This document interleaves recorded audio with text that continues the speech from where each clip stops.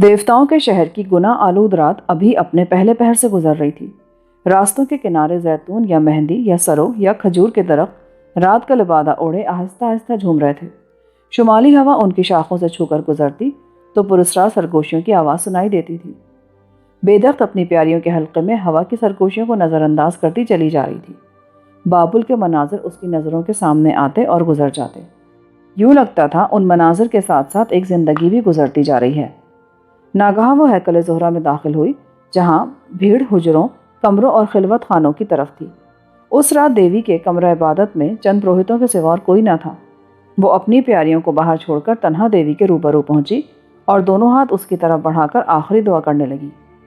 پروہتوں نے اس کی کلائیوں میں زہرہ کے کنگن دیکھے تو حیران و ششدر رہ گئے، جو اپنے ہیروں، نگینوں، چمک دمک اور ساخت کے اعتبار سے پہچان لیے گئے، کیونکہ بناوٹ اور گھڑت کے اعتبار سے وہ اپنی مثال آپ تھے۔ دعا مانگنے کے بعد بے دخت کمرے سے نکلی اور اپنی پیاریوں کے حلقے میں ہیکل سے بھی گزر گئی، مگر پروہت کاہن اعظم اوماتا کی طرف بھاگے اور اسے دیکھتے ہی پوچھنے لگے، زہرہ دیوی کے کنگن کہاں ہیں؟ دیوی کے کنگن؟ اوماتا گھبرا گیا مگر سنبھلا۔ دیوی کے کمرہ تحائف میں ہوں گے، مگر ہم نے دونوں کنگن بے دخت کی کلائیوں میں دیکھے ہیں۔ اوماتا کا رنگ اڑ گیا کہ کنگن دیکھ لیے گئے ہیں۔ اس نے بات بنائی، بے دخت زہرہ دیوی کے پرستار اور زہرہ جمال ہے۔ ہو سکتا ہے دیوی کی فرط عقیدت میں اس نے اسی ساخت کے کنگن بنوا لیے ہوں۔ یہ ناممکن ہے، کوئی کاریگر سنار اس گھڑت کی نقل نہیں کر سکتا۔ پروہت اصرار کرنے لگے، اگر دیوی کے کنگن ہیکل میں ہے تو ہم اپنی آنکھوں سے انہیں دیکھنا چاہتے ہیں۔ اسی لمحے دو آدمی کلید بردار پروہتوں کی طرف بھاگ گئے اور اوماتا اندر سے کانپنے لگا کہ چوری کا بھید کھلنے پر بدترین عذاب میں مبتلا کر دیا جائے گا۔ پھر سوچا وہ چوری سے لاعلمی کا اظہار کر دے گا۔ دونوں کلید بردار پروہت کمرہ تحائف کے سامنے پہنچ گئے۔ اوماتا بھی دروازے پر آیا اور لرزتے ہاتھوں سے اپنا تالا کھولنے لگا۔ دوسرے تالے بھی کھولے گئے۔ چند معتبر کاہن اور پروہت اوماتا کے پیچھے پیچھے کمرہ تحائف میں داخل ہوئے۔ اس نے چاندی کا منقش ڈبہ کھولا جس میں کنگن رکھے جاتے تھے۔ اسے خالی دیکھ کر کمال حیرت سے اچھل پڑا۔ دیوی کے کنگن غائب ہیں۔ ساتھ ہی غم و صدمے کے مارے سر پکڑ کر بیٹھ گیا۔ اس نے پہلے سے ہی سوچ لیا تھا کہ یہی کرے گا۔ وہ پروہت جنہوں نے بے دخت کے ہاتھوں میں کنگن دیکھ لیے تھے چلانے لگے، کنگن بے دخت نے چرائے ہیں، اور یہ سوچے سمجھے بغیر کہ اس نے چوری کس طرح کی ہوگی، جبکہ کمرے کے دروازے پر 3 تالے پڑے رہتے ہیں۔ چور چور چور کا شور مچاتے کمرے سے نکلے اور بے دخت کے تعاقب میں بھاگے، جو ہیکل زہرہ سے بہت دور جا چکی تھی۔ اوماتا نے دونوں کلید بردار پروہتوں کے ساتھ دروازہ مقفل کیا تو دونوں پروہت بھی ہجوم کے پیچھے لپکے اور وہ سوچنے لگا کہ فرار ہونے کا بہترین موقع یہی ہے۔ بے دخت اپنی پیاریوں کے حلقے میں چلتی اور رخصت و جدائی کے گیت سنتی زگورات کے دروازے پر پہنچ گئی۔ وہ ہیکل کے آخری گنبد سے، جو 380 فٹ بلند اور جس کے تاخچوں میں ہر شب ہزاروں شمعیں روشن ہوتی تھیں، اس وقت آسمان کی طرف پرواز کرنا چاہتی تھی جب زہرہ طلوع ہو رہا ہو۔ اسے یقین تھا کئی برس پہلے اس نے جو خواب دیکھا تھا آج اس کی تعبیر کی رات ہے، اور وہ تیسرے آسمان پر پہنچ کر دوسری زہرہ میں منقلب ہو جائے گی۔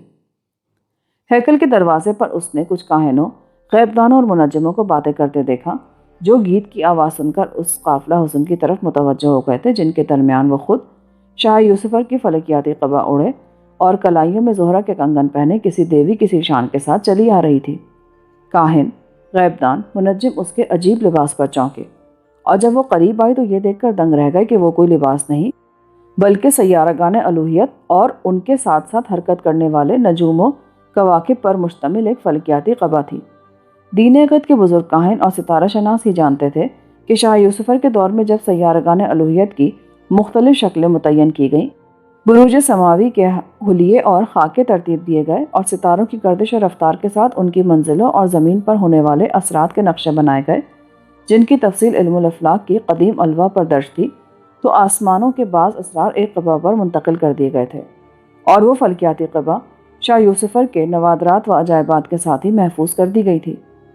ہیکل کے کاہن، غیبدان اور ستارہ شناس سوچنے لگے، یہ وہی قبا ہے، وہی ہے، مگر بے دخت کو کہاں سے مل گئی اور اس نے کس مقصد کے لیے اسے اپنے بدن پر اوڑھ رکھا ہے؟ ایک بوڑھے منجم نے آگے بڑھ کر قبا کی طرف انگلی اٹھائی اور پوچھا، بے دخت، یہ قبا تو نے کہاں سے حاصل کی؟ بے دخت جانتی تھی زہرہ کے طلوع ہونے میں تھوڑا وقت رہ گیا ہے اور وہ اپنے مقام پرواز تک آن پہنچی ہے، بس تھوڑی دیر میں ہیکل کے چکردار ڈھلان راستے پر چلتی وہ زیگورات کے آخری برج تک پہنچ کر انسانی دسترس سے دور ہو جائے گی۔ اس نے سچائی سے کام لیا۔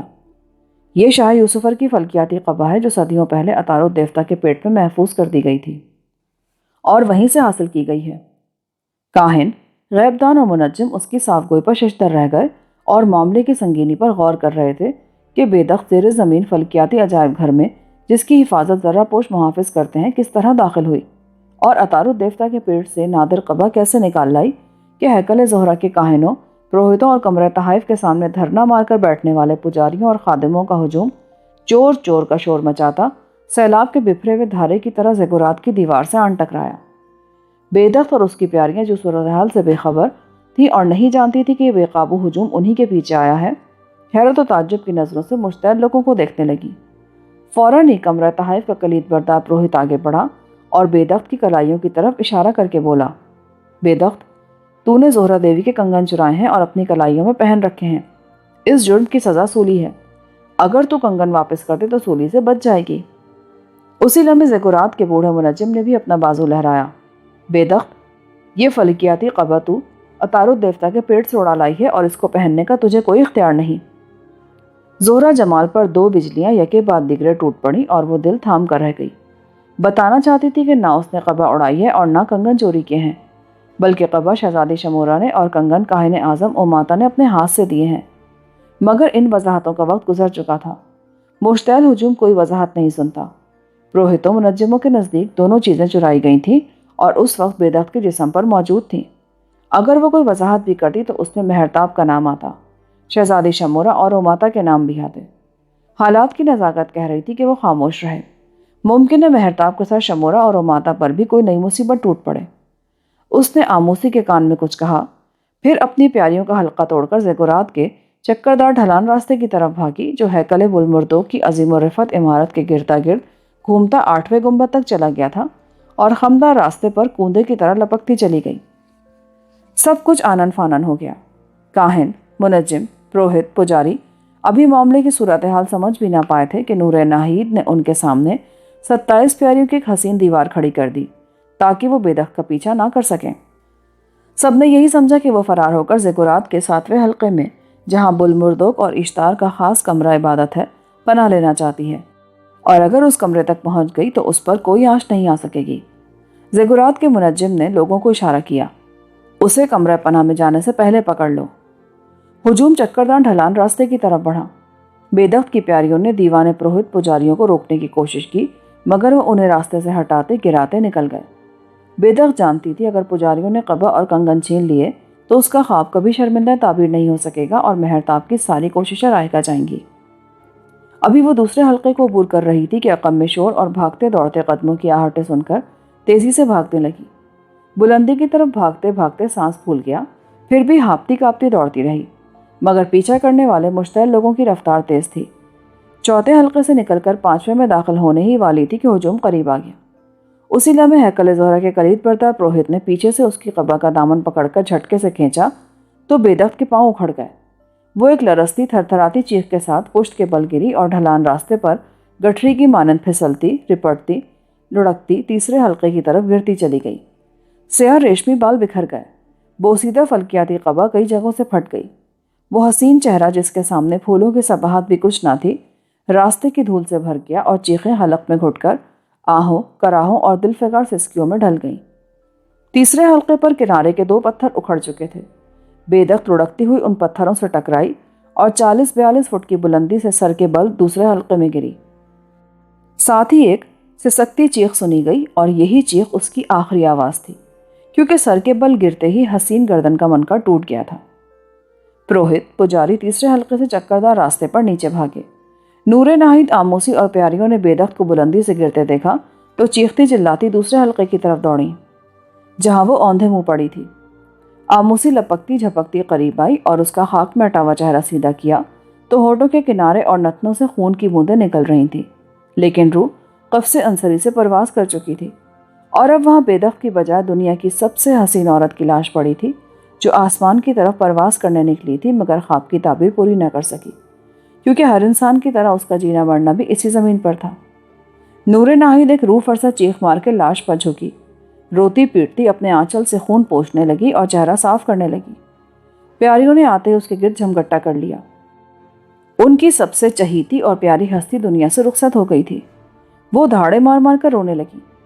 وہی کلید بردار پروہت جس نے بیدخت کو گرایا تھا اور اس کی موت کا سبب بنا تھا، چند پجاریوں کے ساتھ لاش کی طرف بڑھا۔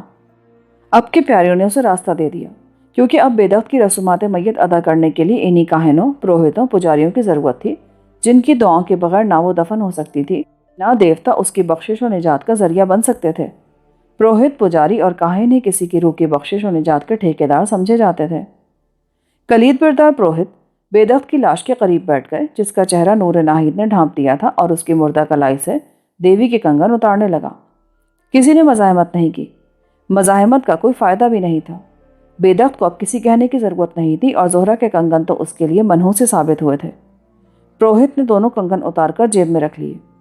زیگورات کا بوڑھا منجم بھی ہیکل کے کاہنوں کے ساتھ آگے آیا کہ اس کے مردہ جسم سے فلکیاتی قبا اتار لے، لیکن پرانی بوسیدہ قبا جگہ جگہ سے پھٹ گئی تھی اور بیکار ہو گئی تھی۔ بیدخت کے جسم پر اس دردیدہ قبا کے علاوہ اور کوئی لباس نہیں تھا، اور ہر لباس اس لیے اتار دیا گیا تھا کہ فلکیاتی قبا اپنے اسرار و تصرفات کے ساتھ اس کے بدن کو چھوتی رہے۔ نور ناہید فوراً اٹھی اور آنسوؤں سے بھیگے لہجے میں کاہنوں اور منجموں سے کہنے لگی، تم دیکھ رہے ہو قبا پھٹ گئی ہے، اور بیدخت کے جسم پر کوئی اور لباس بھی نہیں، مگر میت کی تدفین کے بعد میں یہ قبا زیگورات میں پہنچا دوں گی۔ کاہن، منجم، پروہت، پجاری اگرچہ بیدخت کو چور سمجھ رہے تھے، مگر وقت ہر معاملے کو بدل دیتا ہے اور موت ہر خطا کو ڈھانپ لیتی ہے۔ اب انہیں آفریدہ جمال بیدخت کی جواں مرگی پر افسوس ہو رہا تھا۔ آموسی کی درخواست پر لاش اٹھوانے کے لیے 4 خادموں کا بندوبست کر دیا گیا، اور انہیں یہ ہدایت بھی کی گئی کہ میت کاشانہ زہرہ میں پہنچا کر فلکیاتی قبا لیتے ہیں۔ جب دنیا کی سب سے خوبصورت عورت کی میت اٹھی، نور ناہید آموسی آگے آگے اور 27 پیاریاں جو کنول جیسا یکساں لباس پہنے تھی، پیچھے پیچھے سینہ کوٹتی اور بین کرتی چلنے لگیں۔ آسمان پر زہرہ ستارہ ابھی تک طلوع نہیں ہوا تھا، اور عیش و عشرت کی بدمستی میں چور مردوں عورتوں کو یہ معلوم کرنے کی فرصت نہیں تھی کہ کون مر گیا ہے اور اس کے لیے گریہ وزاری کی جا رہی ہے۔ بابل کے آسمان پر طلوع زہرہ سے قبل قطبی ستارہ نمودار ہو گیا۔ اس ستارے کے نمودار ہوتے ہی مہرتاب کو شمالی برجوں کے درمیان آہنی سلاخوں کے جنگلے اٹھا کر حفاظتی پل کے درے کھول دینا تھے، کیونکہ فرات کا سارا پانی کاٹ کر نہر اور جھیل کی طرف موڑ دیا گیا تھا۔ نہ صرف دریا خشک ہو گیا اور اس کی تلی میں ریت اور پتھر نظر آنے لگے، بلکہ شوشان کا 70 سالہ بادشاہ گوبارو اپنے لشکر لے کر فرات کی بستیوں سے روانہ ہو چکا تھا۔ شاہی برجوں اور ایمگور بل کی بلند و بالا فصیل کے اوپر اور آس پاس ہر جانب پراسرار سناٹا طاری تھا، کیونکہ عید بیلس کا تہوار منانے کے لیے سردار سیسرا فوجی افسروں اور جوانوں کے لیے جو شراب ڈھوتا رہا، اس میں بے ہوشی کا ایسا جوہر ملا دیا گیا تھا جو شراب نوشی کے ساتھ غیر محسوس طور پر آہستہ آہستہ اثر کرتا اور ذہن کے علاوہ عصبی نظام کو بھی مفلوج کر دیتا تھا۔ شمالی فصیل کے محافظ افسر اور جوان شراب پی کر مدہوش پڑے، بلکہ بے ہوش پڑے تھے، اور کسی طرف حرکت کے آثار نہیں تھے۔ البتہ نعمتی بل کی سمت 1.5 میل دور بدمست سپاہیوں کا شور و غل سنائی دے رہا تھا۔ شمالی برجوں کے نگران کاریگروں اور مزدوروں کو بھی وہی شراب پلائی گئی تھی، اور سب بے سود پڑے تھے۔ قطبی ستارہ دیکھتے ہی مہرتاب سردار سیسرا اور تینوں ساتھیوں کو لے کر پل کی اس پٹی پر نمودار ہوا جہاں آہنی سلاخوں کو جنگلوں سمیت گھما کر دروں کے آہنی جنگلے اوپر اٹھا دیے گئے تھے، اور کلدانی جرنیلوں، فوجی افسروں، انجینئر اور محافظوں کو پتہ بھی نہ چل سکا کہ کورش کے لیے بابل کے دروازے کھل گئے ہیں۔ وہ سب احمق اور فاتر العقل لوگوں کی طرح فصیل کے اوپر کنگوروں کے پیچھے ایمگور بل کی بارکوں میں خیموں اور شمالی برجوں کے اندر مدہوش پڑے تھے۔ برجوں کے اوپر پراتو دیوتا کے کوہ پیکر بدھ بھی، جو اپنی پتھریلی آنکھوں سے شمالی صحرا اور دشت و دریا کی نگرانی کرتے تھے، یہ نہ دیکھ سکے کہ فرات کا رخ بدل دیا گیا ہے۔ شاہ گوبارو خطرناک ترین گورگانی سواروں کے آگے آگے خشک دریا کے اندر چلا آ رہا ہے، اور اس کے نیزہ بردار اعلامی دستے فرات کے دونوں ساحلوں کے ساتھ ساتھ حرکت کر رہے ہیں۔ مہرتاب نے سیسرا کے ہمراہ دریا کے خشک ٹاپو پر بوڑھے اعلامی بادشاہ کا استقبال کیا، پھر آنن فانن رسالہ اور دونوں پیادے دستے دروں سے گزر کر دونوں ساحلوں پر ایمگور بل کے ساتھ ساتھ پھیل گئے۔ اس نے رنگ زمانہ اور ناقابل شکست فصیل کے شمالی دروازے، جن پر پیتل کے دبیز پترے ٹوپی دار کیلوں سے پیوست کیے گئے تھے، کھول دیے گئے، اور فصیل کے محافظ افسروں کو ہوش اس وقت آیا جب وہ جنگی قیدی بنا لیے گئے۔ شاہ اعلام گوباروں کے پیچھے پیچھے ایرانی پڑاؤ سے شہنشاہ کورش کا بہادر فرزند ولی عہد کمبوجیا، سردار دیدارنا، دارا گشتاسب، سردار بگا باز، بہادر آریاسپ اپنے دستوں کے ہمراہ بڑی تیزی کے ساتھ بابل کی طرف اڑے آ رہے تھے، اور کورش اپنے چشم و گوش اور 7 سرداروں کے ساتھ پڑاؤں پہ بیٹھا اس حملہ یلغار کے نتائج کا منتظر تھا اور مزید لشکر روانہ کر رہا تھا۔ گوباروں نے کہا تھا وہ دوسرے دن شاہانہ کروفر سے شہر میں داخل ہوگا اور ایرانی فوجیں اساگیلا میں اس کا استقبال کریں گی۔ شمالی برجوں اور فصیل پر قبضہ کرنے کے بعد وہاں افسروں اور جوانوں کو مقرر کر کے گوباروں سواروں اور پیادہ دستوں کے ہمراہ بڑی تیزی سے دوسری فصیل نعمتی بل کی طرف لپکا۔ بابل میں داخلہ بالکل کسی طلسم یا خواب کی مانند تھا۔ کلدانی محافظوں نے تلوار تو کیا ہاتھ تک نہ اٹھایا کیونکہ وہ اپنی عقلوں اور ہمتوں سے محروم ہو گئے تھے اور گوباروں نے انہیں ناگہاں گھیر لیا تھا۔ نعمتی بل کے قریب کلدانی افسروں نے نشے سے بند ہوتی آنکھیں کھول کر حیرت و تعجب کی نظروں سے اجنبی لشکر کو صف بصف حرکت کرتے دیکھا تو ہوش اڑ گئے اور اپنے جوانوں کو دشمن کا راستہ روکنے کا حکم دیا، لیکن یہ مزاحمت بالکل بیکار ثابت ہوئی۔ کلدانی سپاہی نیزوں اور تلواروں سے کٹے، کچھ زخمی ہو کر بھاگے۔ گوباروں انہیں پیچھے چھوڑتا ہوا آگے بڑھا۔ مہرتاب گھوڑے پر سوار اسے تیز رفتار کی تاکید کر رہا تھا۔ جناب، ہمیں بہت جلد شاہی محل میں پہنچنا ہے۔ بیلشازار کے بڑے بڑے سردار، جرنیل، امرا اور اشراف سب وہیں مل جائیں گے کیونکہ وہ عید بیلس کے جشن میں مدعو ہیں۔ اس نے یہ نہیں بتایا کہ وہ زہرہ کے طلوع ہونے یا پھر عطارد اور زحل کے قران سے قبل شاہی محل میں اس لیے پہنچنا چاہتا ہے کہ بیلشازار نے یہی مبارک ساتھ جو صرف شاہوں کے شاہ کورش ہخامنشی کے لیے مبارک تھی، شہزادی شمورہ سے زوجیت کا تعلق قائم کرنے کی ساٹھ ٹھہرائی ہے، اور انکار کی صورت میں اس کی زندگی خطرے میں تھی۔ مہرتاب جانتا تھا وہ ہر حال میں انکار کرے گی۔ بیلشازار دانیال بزرگ سے منے تقلیل و فرسین کا مطلب سن کر اگرچہ پریشان اور افسردہ خاطر ہو گیا تھا، مگر دانیال کے رخصت ہوتے ہی اس کا طبعی جذبہ سرکشی جو اپنے سے برتر ہر شخصیت اور ہر طاقت کی نافرمانی کے لیے آمادہ رہتا تھا پھر عود کر آیا۔ اس نے عید بیلس کے جشن کو رنگین اور اپنی زوجیت کی تقریب کو نشاط آفرین بنانے کے لیے شراب کا دوسرا دور شروع کرنے کا حکم دیا، کیونکہ نوشتہ دیوار کا مفہوم سننے کے بعد اس کے ساتھ اس کی بیویوں، حرموں، کنیزوں اور سرداران حاضر باش کا نشہ بھی حیران ہو گیا تھا، اور ہر کوئی عید بیلس کی رات مایوسی اور ناکامی کی باتیں پیمانے میں گھول کر پی جانا چاہتا تھا۔ تلخ شرابوں کا دور پھر شروع ہو گیا اور شاہی خواتین جنہوں نے اپنی اپنی پسند کے سرداروں کو آج کی رات کے لیے منتخب کر لیا تھا، شراب پینے، پلانے اور محفل کو خوش رنگ بنانے میں مصروف ہو گئیں۔ اچانک شاہی منجموں نے اشتار کا ستارہ طلوع ہونے کی اطلاع دی اور یہ بھی بتایا کہ چند لمحوں میں عطارد اور زحل برج حمل میں اکٹھے ہونے والے ہیں۔ دانیال بزرگ سے سیاست منقسم ہونے کی خبر سن کر بیلشازار نے اپنے ذہن میں سوچا تھا کہ صرف شمورہ کے انکار و بغاوت سے یہ خطرہ پیش آ سکتا ہے۔ زہرہ کے ظہور کی خبر سن کر اس نے مذہبی امور کے سربراہ زریہ کو حکم دیا کہ وہ شمورہ کو عقد کے لیے حاضر کرے۔ سردار زیریہ اور محکمہ خفیہ کا سایہ جل ریموت بھی زریہ کے آس پاس بیٹھے تھے۔ ہیکلوں اور موبدوں کا رہنما کھڑے ہو کر بتانے لگا، شاہ دورہ، شہزادی شمورہ باغات معلقہ میں موجود نہیں۔ کہاں چلی گئی ہے؟ بیلشازار بھڑک اٹھا۔ اس نے یہ قول دیا تھا کہ عید بیلس کی رات کمرہ تنہائی میں ہمارا انتظار کرے گی۔ شاہ دورہ، کمرہ تنہائی سے مراد ایوان ماقلوب کا وہ کمرہ تھا جہاں شہزادی تنہائی کا عرفان حاصل کرتی ہے۔ وہ دنیاوی راحتوں کا خیال ترک کر کے آج رات پھر اپنے عرفان تنہائی میں لوٹ گئی ہے اور اب عشق و ازدواج کی دنیا میں کبھی واپس نہیں آئے گی۔ زریہ! بیلشازار شراب کے پیالے کو ٹھوکر مارتا ہوا کھڑا ہو گیا۔ تم نے غلط کہا، ہمارے جیتے جی وہ ایسا نہیں کر سکتی، ہم اسے عرفان تنہائی سے واپس لے آئیں گے۔ یہ کہہ کر بڑے غصے و جوش میں ہال سے نکل گیا۔ کسی میں اتنی ہمت نہ تھی کہ اسے روک سکتا، مگر سردار زیریہ شراب کا پیالہ پٹک کر اٹھا تو بیلشازار کی ایک جوان اور خوبصورت حرم بھی اٹھی جو اس کے ساتھ بیٹھی شراب پی رہی تھی، اور ہاتھ پکڑ کر سرگوشی میں بولی، تم کیوں جھگڑا مول لیتے ہو؟ وہ نہیں آئے گی۔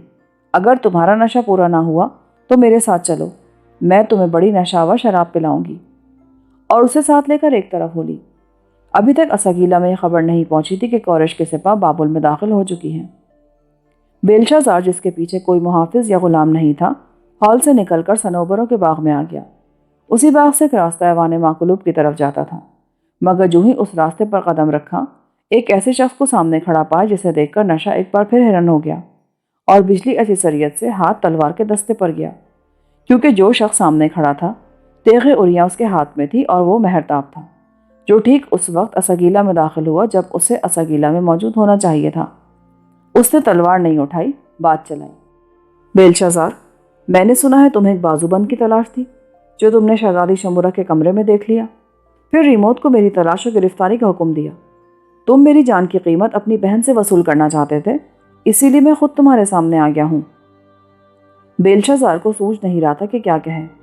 تلوار میان سے نکال چکا، مگر شاید اس قیامت کو ٹالنا چاہتا تھا جس نے ناگہاں راستہ روک لیا تھا۔ مہرتاب، ہم شمورہ سے وعدہ کر چکے ہیں، تمہیں بابل سے فرار ہونے کا ایک موقع دیں گے۔ اگر تم چاہو تو آج رات اس موقع سے فائدہ اٹھا سکتے ہو۔ فرار ہونے والے دشمن کے قلعے میں داخل نہیں ہوتے۔ مہرتاب نے اسے یاد دلایا، اوماتا نے تمہیں خبر دی تھی کہ میرا تمہارا ایک اور مقابلہ ہوگا، اور وہ مقابلہ عید بیلس کی رات ہوگا۔ بیلشازار نے تلوار کو حرکت دی، مقابلہ کرنے کے لیے آئے ہو تو خاتمہ جنگ تمہاری موت پر ہوگا۔ آج کی رات ہم دونوں میں سے کسی ایک کو مرنا ہے بیلشازار، مگر اس سے پہلے کہ میری تلوار اٹھے اور تمہاری گردن گرے، یہ بھی سن لو کہ وہ میں ہی تھا جو فاطمہ قصبی کو سولی سے اتار کر لے گیا۔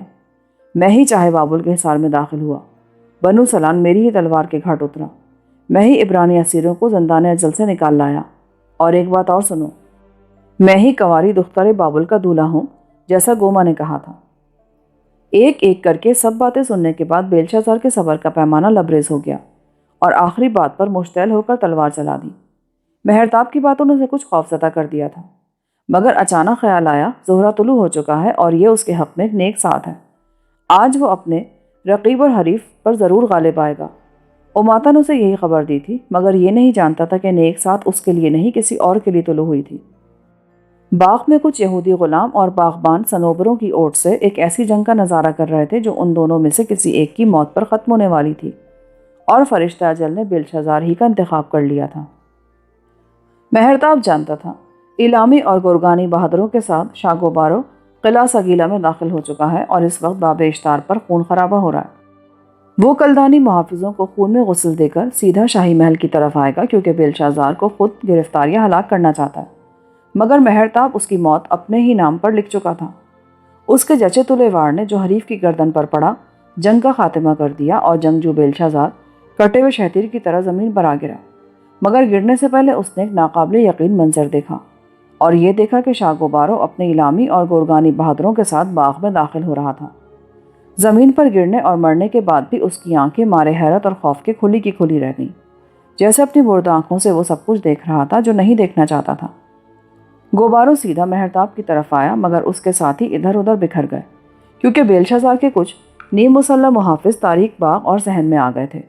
ایلامی اور گورگانی ان کا خاتمہ کرنے کے لیے لپکے۔ ہر طرف ایک افراتفری مچ گئی۔ شاہی محل کی عورتیں اور مہمان یہ سن کر دم بخود رہ گئے کہ کورش کے سپہ بابل میں اساگیلا میں شاہی محل میں داخل ہو گئی ہے اور بیلشازار قتل ہو چکا ہے۔ اس خبر نے چاروں طرف سراسیمگی پھیلا دی۔ وہ سردار، جرنیل، امراء اور اشراف جو شراب کے ساتھ شاہی خواتین و کنیزوں کے حسین جلووں سے لطف اندوز ہو رہے تھے، بدحواس ہو کر بھاگے اور متعدد ایرانی تلواروں کا لقمہ بنے۔ سردار نرقال گورگانیوں سے مقابلہ کرتے ہوئے ہلاک ہو گیا۔ شاہی محل میں شور قیامت برپا تھا۔ بیلشازار کی بیویاں، کنیزیں، ساقیہ لڑکیاں، رباب نواز دوشیزائیں چیختی چلاتی ادھر ادھر بھاگنے لگی۔ اس ہنگامے میں ریموت، جس کے کندھے کا زخم اچھا ہو گیا تھا، صحن کی طرف جانے کے بجائے نیم تاریک راستے پر چلتا، کیونکہ غلاموں نے بہت سی مشعلیں گل کر دی تھی، صنوبروں کے باغ میں نکل آیا، جہاں مہرتاب بیلشازار کی لاش کے پاس کھڑا شاگوبارو کو کچھ سمجھا رہا تھا۔ ریموت نے صورتحال کا جائزہ لیا اور درختوں کے سایوں میں چھپتا چھپاتا گھر کی طرف نکل گیا۔ شاہ برونید کو بھی بیلشازار کے قتل اور ایرانیوں کے حملے کی خبر مل گئی تھی۔ وہ اپنے کمرے سے نکلا اور ایک بند رتھ میں بیٹھ کر دیوی اشتار کے شہر اورک کی جانب فرار ہوا۔ ادھر صنوبروں کے باغ میں کھڑا مہرتاب ایلامی حکمران کو بتا رہا تھا، جناب، ایوان ماقلوب کے کمرے سے زیر زمین خزانے کو راستہ نکلتا ہے، جہاں مال و دولت اور جواہرات کے انبار جمع ہیں۔ آپ کے شہر شوشان کا دیوتا شوشینک ہی اس کمرے کی نگرانی کرتا ہے۔ اس کا منہ گھما دیا جائے تو سرنگ کا راستہ کھل جاتا ہے۔ وہاں کچھ ذرا پوش محافظ ہوں گے، مگر گورگانی اور ایلامی بہادر ان کا خاتمہ کر دیں گے۔ گوباروں کی بوڑھی آنکھوں میں چمک پیدا ہوئی۔ کلدانی سرداروں اور امیروں کو قتل یا اسیر کرنے کے بجائے اس نے بابل کے خزانوں پر قبضہ کرنا زیادہ ضروری سمجھا۔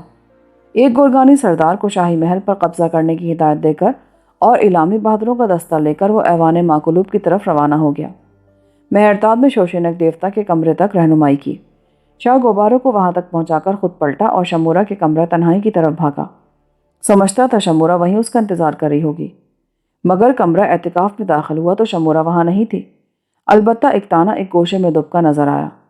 وہ مہرتاب کو دیکھتے ہی بھاگ کر اس کے قدموں میں ڈھیر ہو گیا اور حضور، سرکار، جناب عالی کی گردان کرنے لگا۔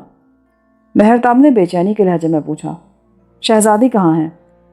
حضور والا، شاہ دورہ کمرہ تنہائی میں آنے والا تھا، اسی لیے شہزادی صاحبہ دیوتاؤں کے زندان میں چھپ گئی ہیں۔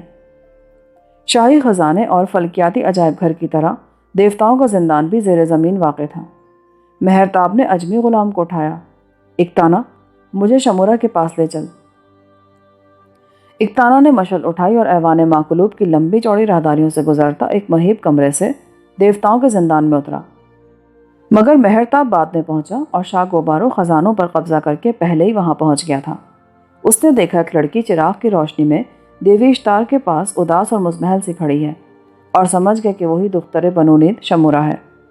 مگر شمورا نے شوشان کے حکمران گوبارو کو علامی بہادروں کے ساتھ اس طرح دیوتاؤں کے زندان میں داخل ہوتے دیکھا تو جان گئی کہ وہ خزانوں پر قبضہ کرنے کے لیے تہخانوں میں آیا ہے اور تہخانوں کے باہر بابل میں سب کچھ ختم ہو چکا ہے۔ پھر اس سے پہلے کہ کوئی علامی سپاہی یا خود گوبارو آگے بڑھتا، اس نے بجلی کی طرح کمر بند سے خنجر نکالا اور اپنے سینے میں گھونپ لیا۔ ہیرلڈ ولیم نے لکھا ہے کہ دیوتاؤں کے قید خانے میں شہزادی شمورا اور شاہ گوبارو کے درمیان کچھ باتیں بھی ہوئیں، مگر شمورا نے خود ہی اپنے سینے میں خنجر گھونپ لیا، گویا اپنی گرفتاری پر موت کو ترجیح دی۔ Cyrus the great. یہ سب کچھ اتنی سریعت سے ہوا کہ کسی کو اسے پکڑنے اور روکنے کا موقع نہ مل سکا۔ خنجر زنی کے ساتھ ہی وہ تیورا کر اشتار کے قریب گری اور اس کا خون دیوی کے قدموں میں بہنے لگا۔ مہرتاب اکتانا کے ہمراہ اس وقت زندان میں داخل ہوا جب خون میں لت پت شمورا آخری سانس لے رہی تھی۔ یہ ہولناک منظر دیکھ کر وہ چیختا ہوا بھاگا اور قریب بیٹھ کر اس کا سر اپنے زانوں پر رکھ لیا۔ دونوں نے ایک دوسرے کو دیکھا۔ وہ اکھڑتے سانسوں کے درمیان بولی، مہرتاب، تم نے کہا تھا جس رات آسمان پر اتار و دور زحل کا قران ہوگا وہ زمین پر ہمارے ملاپ کی رات ہوگی، مگر آج رات ہمارے جسم کو خون میں رنگا دیکھ رہے ہو کیونکہ تم نے آنے میں دیر کر دی۔ نہیں شمورا، تم نے جانے میں جلدی کی۔ گوبارو ان کے قریب آ گیا اور بتانے لگا، لڑکی، اگر تو خنجر نہ گھونپ لیتی تو شاہوں کے شاہ کورش نے تجھے اپنی بیٹی بنانے اور مہرتاب کو سونپ دینے کا فیصلہ کر لیا تھا۔ لیکن شمورا کو یہ اطلاع دیر سے ملی۔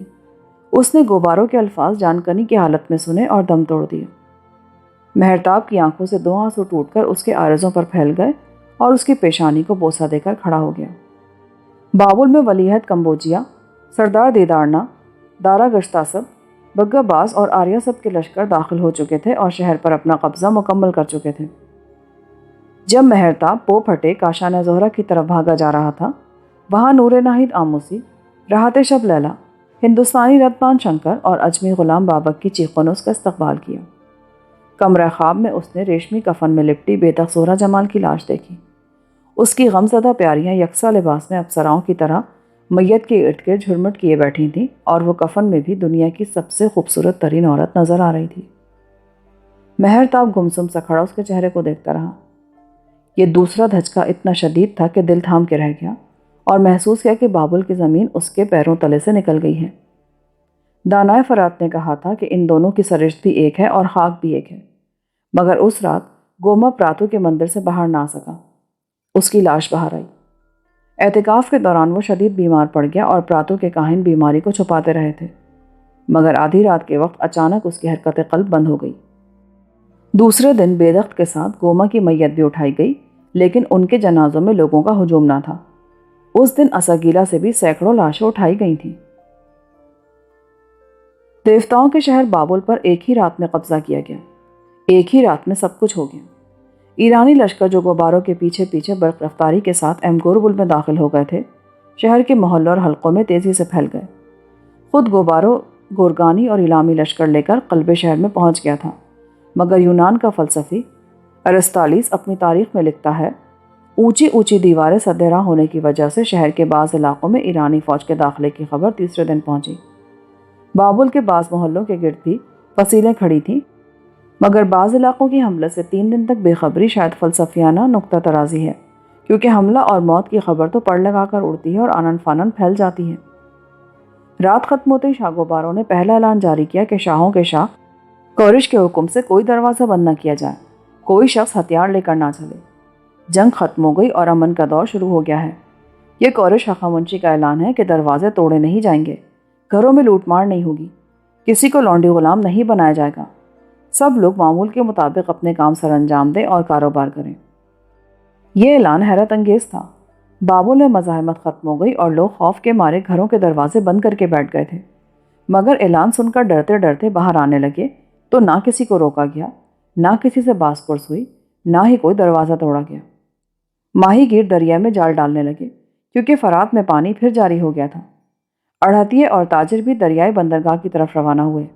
ہیکلوں، معبدوں، مندروں، بازاروں اور منڈیوں میں ایک حرکت نظر آنے لگی، مگر دربار اساگیلا کے وزیر، مشیر اور اعلیٰ حکام اپنے مکانوں میں دبکے رہے۔ نہر اور جھیل کی طرف دریا کا رخ موڑ دینے سے بابل کے شمالی حصے میں سیلاب آ گیا تھا، مگر جب نہر کا ناکہ بند کر کے فرات میں پانی کی روانی بحال کر دی گئی تو سیلاب کا خطرہ دور ہو گیا۔ ماہ تشرین کی 29 تاریخ کو کورش اپنے خاص رسالہ پشتون جاویدانی کے آگے آگے درفش کاویانی لہراتا شاہانہ لباس میں اپنے گھوڑے رخش پر سوار بڑے تزک و احتشام کے ساتھ بابل میں نمودار ہوا۔ قبائل سیگانہ کے مشہور سرداروں کے علاوہ مفتوحہ سلطنتوں کے حکمران بھی، جو اب اس کے دستے بازو سمجھے جاتے تھے کیونکہ وہ انصاف پسند تھا، لشکر کے ہمراہ تھے۔ شاہ گوبارو اور ولی عہد سلطنت کمبوجیا نے ایرانی سرداروں کے ساتھ شاہوں کے شاہ کا استقبال کیا اور اساگیلا کے سامنے ایرانی لشکروں نے اسے سلامی دی۔ کورش نے اساگیلا میں پہلا دربار منعقد کیا تو اہل شہر کو امن، زندگی اور زندگی کی سہولتیں مہیا کرنے کا اعلان کیا۔ دربار میں فرمان پڑھا گیا کہ مذہبی معاملات میں مداخلت نہیں ہوگی، جس پر کاہنوں، پروہتوں، پجاریوں اور دینی اکابر کی طرف سے اسے شاہ ارض کا خطاب دیا گیا۔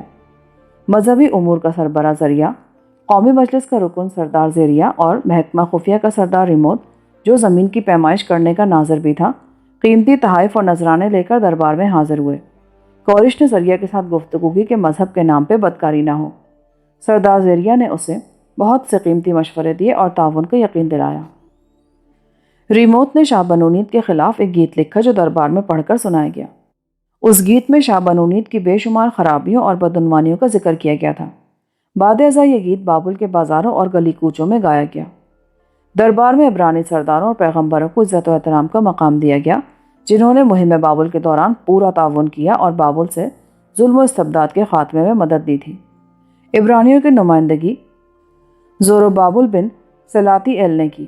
اس کے ساتھ دانیال بزرگ، عزرا فقیہ، حجی اور زکریہ بھی دربار میں موجود تھے، جن کی خدمات کا اعتراف کیا گیا اور کورش نے حکم جاری کیا کہ یہودی آزاد ہیں اور انہیں یروشلم کی طرف جانے اور پامال شہر کو پھر سے تعمیر کرنے کی اجازت ہے۔ اس نے دوسری غلام قوموں کی آزادی کا بھی اعلان کیا اور اجازت دی کہ اگر وہ بابل میں رہنا چاہیں تو ان پر کوئی پابندی نہیں ہوگی۔ لوگوں نے محسوس کیا کہ یہ کورش ہخامنشی کے امن کا دور ہے۔ بنونید عورت میں گرفتار ہوا اور اکتبانہ یعنی ہمدان کی طرف روانہ کر دیا گیا۔ اس نے اساگیلا میں ایک لو آویزہ کرائی تھی کہ اکتبانہ اور پارساگر تک کورش کا پیچھا کرے گا۔ اس طرح بابل میں ایک نئے دور کا آغاز ہوا۔ کورش شہزادی شمورہ کے سانحہ مرگ سے بڑا غمگین اور دل برداشتہ ہو گیا اور باغات مولقہ میں نہیں جاتا تھا۔ بعد ازاں دختر بخت نصر ماندانہ کو ان باغات میں طلب کر لیا کیونکہ بوڑھی ماندانہ کی ماں کی طرح عزت کرتا تھا۔ فتح بابل کے بعد مہرتاب خود کو ہارا ہوا سپاہی محسوس کرتا رہا۔ ایک روز دانشور گوبارو نے کماری دختر بابل کے دولہا کی ایک نئی تشریح بیان کی اور مہرتاب کو بتانے لگا، یہ الفاظ تمہارے لیے نہیں کورش کے لیے تھے۔ دختر بابل کی اصطلاح مملکت بابل کے لیے استعمال کی گئی اور کماری کی تخصیص اس لیے رکھی کہ کلدانی دور میں کسی قوم نے اس پر طاقت نہیں کی تھی۔ دولہا سے مراد کورش تھا، جسے ارض بابل نے خوشی سے اپنا حکمران قبول کیا۔ مہرتاب یہ تشریح سن کر بوڑھے گوباروں کو حیرت پاش نظروں سے دیکھنے لگا، جیسے وہ الہام اور اسرار کی زبان سمجھتا ہو۔